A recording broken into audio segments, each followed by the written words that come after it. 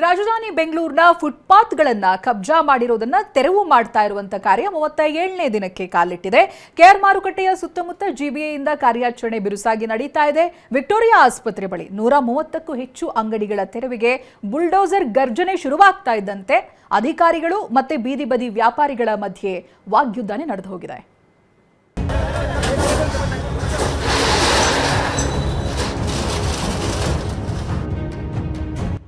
ಮೂವತ್ತೇಳನೇ ದಿನಕ್ಕೆ ಕಾಲಿಟ್ಟ operation footpath ಕಾರ್ಯಾಚರಣೆ.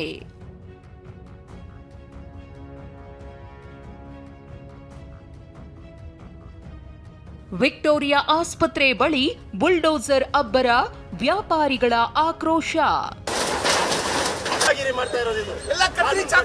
ಒಂದು ಕಡೆ ಜೆಸಿಬಿ ಘರ್ಜನೆ, ಗೂಡಂಗಡಿ, ಅಂಗಡಿಗಳ ಎತ್ತಂಗಡಿ, ಮತ್ತೊಂದು ಕಡೆ ಆಕ್ರೋಶ, ವಾಗ್ವಾದ, ನ್ಯಾಯದ ಕೂಗು, ಅಸಹಾಯಕತೆಯ ಕಣ್ಣೀರು.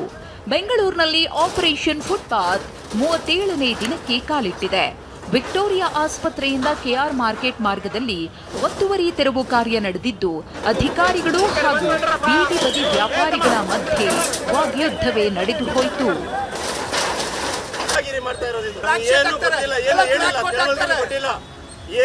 ಫುಟ್ಪಾತ್ ಕಬ್ಜಾ ಮಾಡಿಕೊಂಡು ರಾಜ್ಯಭಾರ ಮಾಡುತ್ತಿದ್ದ ಜಾಗದಲ್ಲಿ ಬುಲ್ಡೋಸರ್ ಘರ್ಜನೆ ಮಾಡಿವೆ.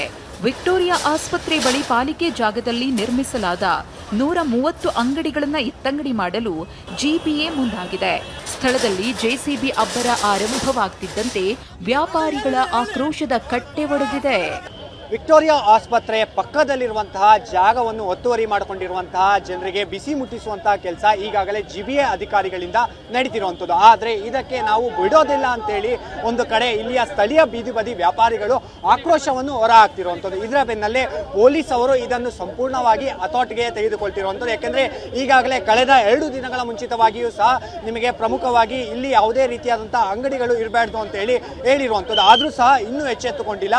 ಅದಕ್ಕಾಗಿ ನಾವು ಖುದ್ದಾಗಿ ತೆರವು ಮಾಡ್ತೀವಿ ಅಂತೇಳಿ ಈಗಾಗಲೇ ಪೊಲೀಸ್ ಇಲಾಖೆಯವರು ಮತ್ತು ಜಿಬಿಎ ಅಧಿಕಾರಿಗಳ ಸಮನ್ವಯದಿಂದ ಕಾರ್ಯಾಚರಣೆ ಮಾಡ್ತಿರುವಂಥದ್ದು.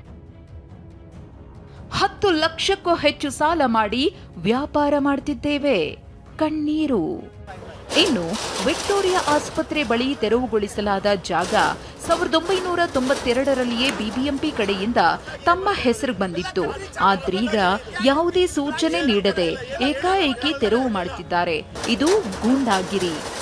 ಲಕ್ಷ ಸಾಲ ಮಾಡಿ ಇಎಂಐ ಕಟ್ತಿದ್ದೇವೆ.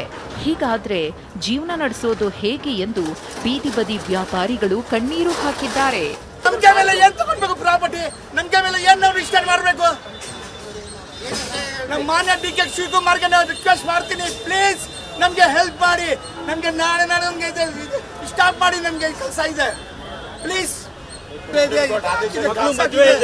ಲೋನ್ ತಗೊಂಡಿದ್ದೆ, ಎಲ್ಲಿ ಮಾಡೋ ಸರ್? 10 ಸಾವಿರ ಲೋನ್ ತಗೊಂಡಿದ್ದೆ. ನಾವು ಇಎಂಐ ಕಟ್ತಾ ಇದೆ, ಎಲ್ಲಿ ಕಟ್ಟಿದ್ವಿ? ನಂಗೆ ಡಿ.ಕೆ. ಅವರು ಕೊಡ್ತಾರೆ, ನಮ್ಮ ಮಾನ್ಯ ಕಮಿಷನರ್ ಕೊಡ್ತಾರೆ. ಈ ತರ ಮಾತು ಕೇಳಿಲ್ಲ. ಇನ್ನು ಜಿಬಿಎ ಅಧಿಕಾರಿಗಳು ಅಮಾಯಕರ ಹೊಟ್ಟೆಗೆ ಹೊಡೆಯುತ್ತಿದ್ದಾರೆಂದು ವಕೀಲ ಅಬ್ದುಲ್ ರಜಾಕ್ ಬೆಂಕಿ ಉಗುಳಿದ್ದಾರೆ.